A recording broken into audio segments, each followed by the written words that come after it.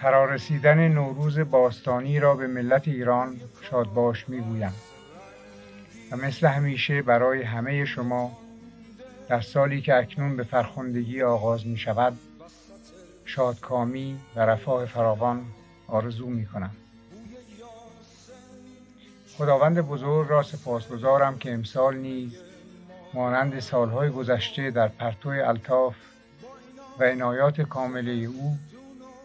جشن نوروزی ما یک جشن واقعی است که در محیطی آکنده از پیروزی و سرافرازی ملی و با امید و اعتماد روزافزون و آینده‌ای درخشان برگزار می شود. فروغ زندگی بخش خورشید نوروزی که تا چند ساعت دیگر در افق کشور ما سر برخواهد زد،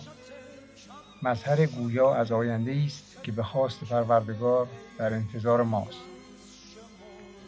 ملت ما اکنون به صورت یکدل و یک پارچه در راهی رهسپار است که من آن را در کتاب تازه خود راه پر افتخار و شکوه آفرین سرنوشت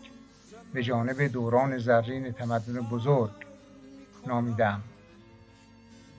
و متذکر شدم که به عنوان رهبر سرنوشت ملت خودم این راه را تنها راه تأمین سرافرازی و نیکبختی این ملت می‌دانم. با توجه به اصولی که در این کتاب به طور روشن تشریح شده، اکنون برنامه کار ما برای نیل به هدف کاملا مشخص است و تنها شرطی که برای پیروزی ملی وجود دارد همت و ایمان و پشتکار لازم برای پیمودن این راه است.